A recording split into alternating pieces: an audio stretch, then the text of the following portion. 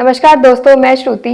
स्वागत है आपका भारतोदय में। तो जैसा कि आप सबको पता है, हरियाणा में इलेक्शन का माहौल है।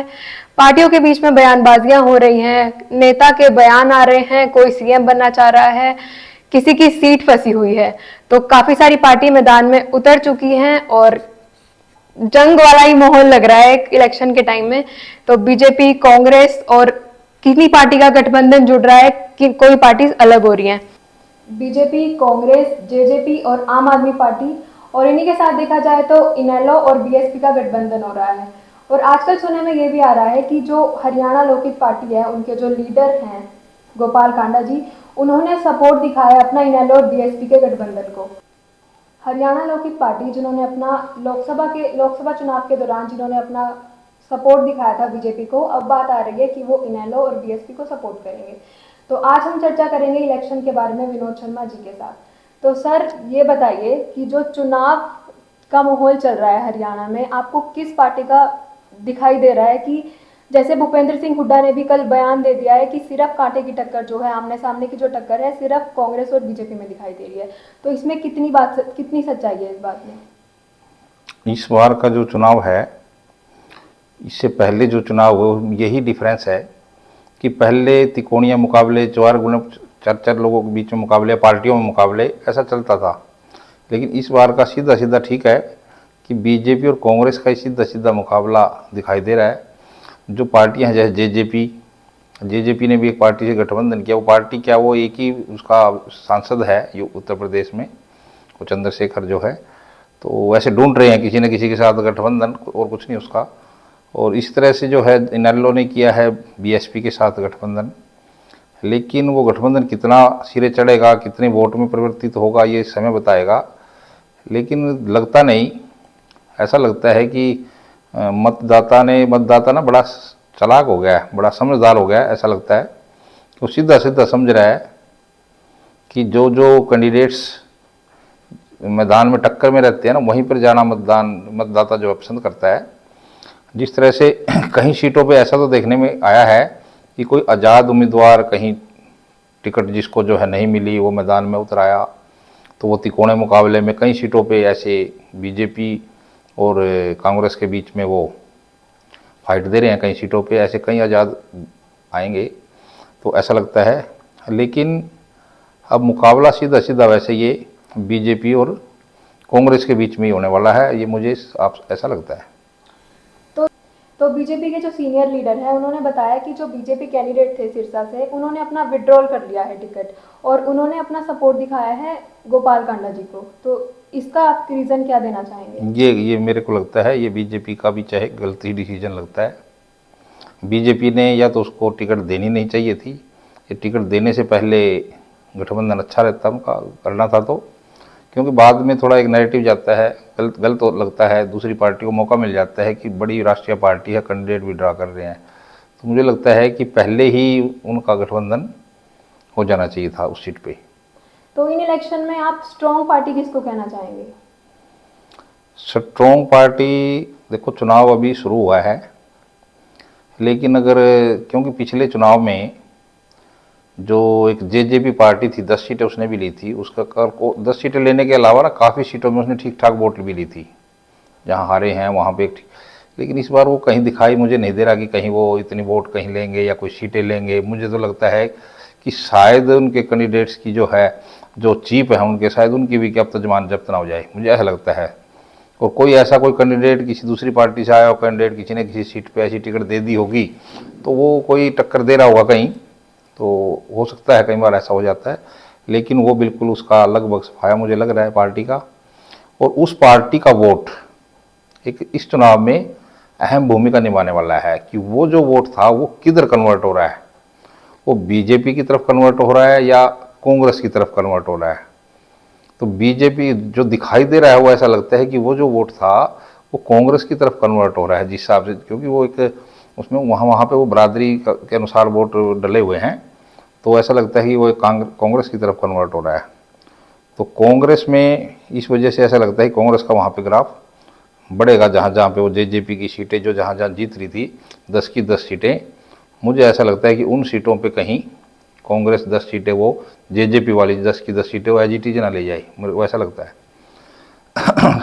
अब इसमें जो चुनाव जीतने हारने की जो बात है, तो कई सीटों पे बड़ी बड़ी सीटें ऐसा लगता है कि वो फंसी हुई हैं, चाहे वो कैप्टन अभिमन्यु की सीट है, चाहे धनखड़ सेफ नहीं है, कोई जरूरी नहीं है कि वो सेफ हैं, ऐसा नहीं लगता, जैसे बड़े जो लीडर होते हैं। और इसलिए ये इलेक्शन स्ट्रॉन्ग देखा जा रहा है कि जो पहले आसानी से जीत जाते थे, अब वहाँ वो उन्हीं की सीट फंसी दिखाई दे रही है इन्हें। हाँ हाँ, बड़ी बड़ी सीटें जो हैं फंसी हुई दिखाई दे रही हैं बीजेपी की तरफ से मुझे। और मैंने एक बात और इसमें दिखाई दे रही है, जो चुनाव में घूम के देखते हैं, बीजेपी ने 10 साल राज किया हरियाणा में, एंटी इनकम्बेंसी। कई जगह तो मुझे ऐसा लग रहा है कि कांग्रेस के साथ बीजेपी की टक्कर नहीं है, बीजेपी की टक्कर बीजेपी से ही है। वो कैसे? बीजेपी का कार्यकर्ता बीजेपी को हराने के लिए लगा हुआ है। इनके अंदर कांग्रेस मतलब के मतभेद चल रहा कार्यकर्ता, है। हाँ, कांग्रेस के कार्यकर्ता को तो मेहनत कर ही नहीं पड़ रही। कांग्रेस के पास न संगठन है, न कांग्रेस के पास कार्यकर्ता है। लेकिन एक जो बीजेपी के विरोध में जो होता है, एक आम कार्यकर्ता जो है, उनका चुनाव जो है कहीं, जैसे लोकसभा में देखा गया था, लोकसभा में भी ऐसे ही हुआ था कि ऐसा नहीं था कि कांग्रेस ने के कार्यकर्ताओं ने को संगठन ने काम किया था, नहीं, बीजेपी के विरोध में जो वोट था वो लोकसभा में 5 सीटें जीता गया। इसी तरह से अब होने जा रहा है कि जो बीजेपी का विरोध है, बीजेपी कार्यकर्ताओं का विरोध हो रहा है, तो वो कार्यकर्ताओं को कितना मना लेंगे शीर्ष नेतृत्व जो है, या मनाना चाहेंगे नहीं चाहेंगे, वो एक पता नहीं, अलग विषय है। अब प्रचार का क्या तंत्र है या दूसरा ही कोई तरीका है, उनकी अलग अलग पार्टियों स्ट्रेटजी होती है, कैसे चुनाव जीतना है, कैसे हारना है, पता नहीं क्या ठीक रहता है, वो सब अलग विषय है। लेकिन इस समय जो है मुझे तो ये दिखाई दे रहा है कि बीजेपी का कार्यकर्ता जो है, जो एक अनुशासित कार्यकर्ता माना जाता है, लेकिन इस बार मुझे उसमें कहीं अनुशासन दिखाई नहीं दे रहा। अगर कहीं भी घूम लो हरियाणा, पूरे हरियाणा में, हरियाणा को तो छोड़ लो, सीएम मनोहर लाल करनाल में रहा, कम से कम जो 10 साल करनाल में रहा, करनाल जिले की 5 सीटें, पानीपत लोकसभा साथ में लगती है उसकी 4 सीटें, ये सीटें तो सेफ होनी चाहिए थी, उसके आसपास विकास हुआ हो, कुछ हो, उस सीटें सेफ होनी चाहिए थी। आज उन पे तो कम से कम बीजेपी आनी चाहिए थी। नायब सैनी जो हैं, मुख्यमंत्री कुरुक्षेत्र विधानसभा लोकसभा से आते हैं, थे उसमें एमपी थे, वहाँ से नायब सैनी की सीटें वहाँ सेफ होनी चाहिए थी। नायब सैनी वहाँ से मुख्यमंत्री बनाया है, तो अब हैरानी की बात तो ये है कि शायद आप करनाल में चुनाव लड़ा था, शायद लाडवा की सीट आज सेफ नहीं है करनाल। सुनने में आ रहा है कि हाँ हाँ सेफ हाँ नहीं है। हाँ, वो दिन पे दिन जो है, दिन पे दिन चुनाव ऐसा होता जा रहा है। स्टार्टिंग में तो ऐसा लग रहा था कि जैसे मुख्यमंत्री के साथ काफिला, ये वो कई चीज़ें लग रही थी, दुनिया देख रही थी, लेकिन वो पता नहीं, वो वोटों में ऐसा लगता है कि शायद वो सीट भी फंसी हुई है।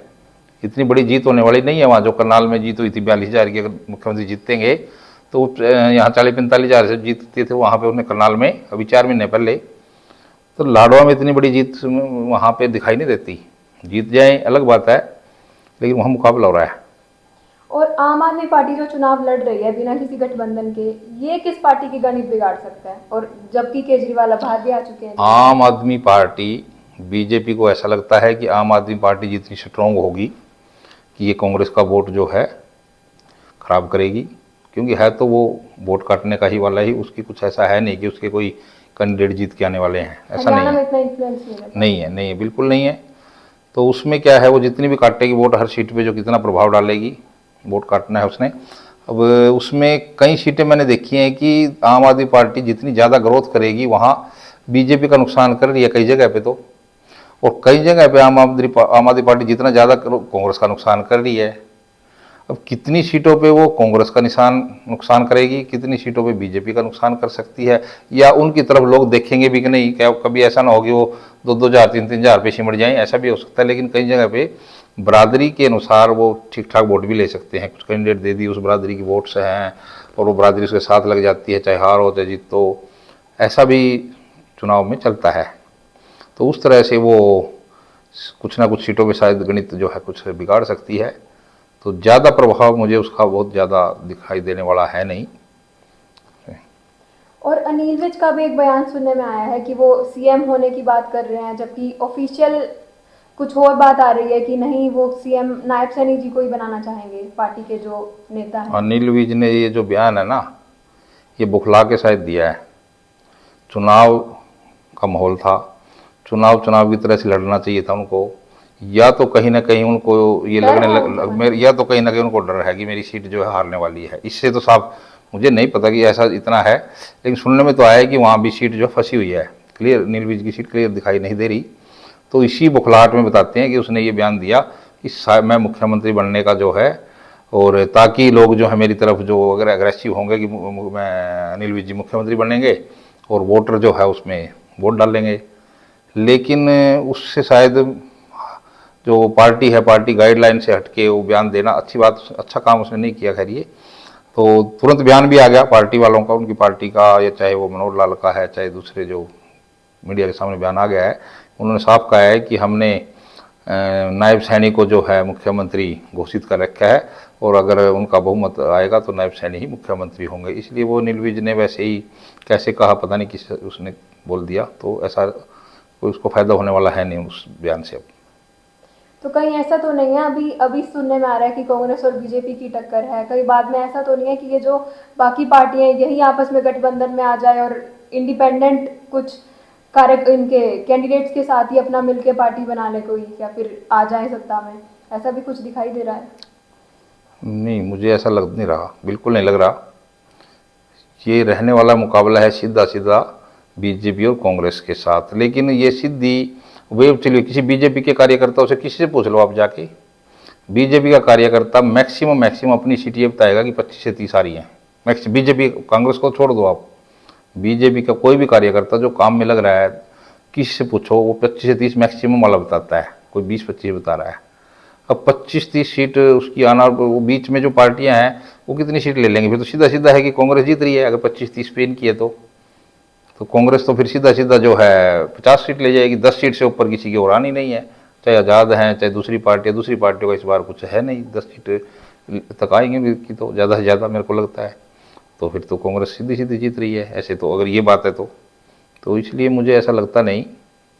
तो या तो बीजेपी जो है अपने आने वाले समय में मुझे अपने कार्यकर्ताओं को, क्योंकि वैसे तो कोर कार्यकर्ता जो है ना उसका एक बड़ा अच्छा कार्यकर्ता माना जाता है बीजेपी का। कांग्रेस का कोई कार्यकर्ता ऐसा है नहीं, संगठित कार्यकर्ता नहीं है। बीजेपी का संगठित कार्यकर्ता है, लेकिन वो बिखरा हुआ है। इतना बिखरा हुआ कार्यकर्ता पहली बार हरियाणा में देखा जा रहा है।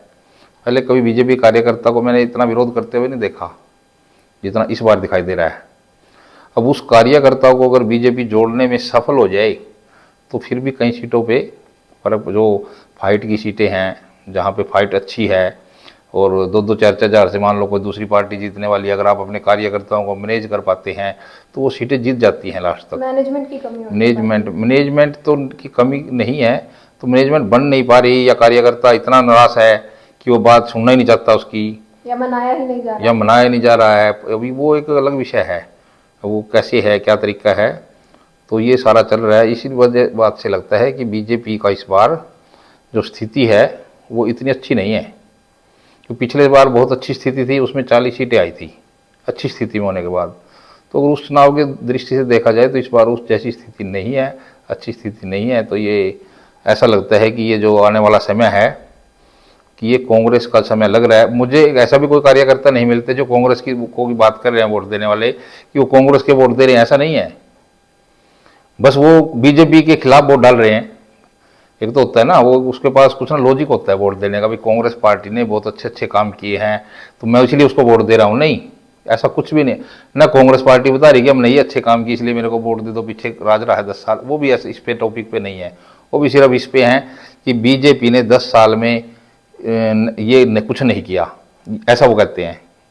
तो ये इस प्रकार के उससे वो चुनाव कर रहे हैं। और बीजेपी के कार्यकर्ता या जो पिछली जो अपेक्षाएं थी लोगों को, उनको लगता है बीजेपी ने वो पूरी नहीं करी, हमने तो बीजेपी को हराना है। इस विषय को लेके सारा सिस्टम चला हुआ है।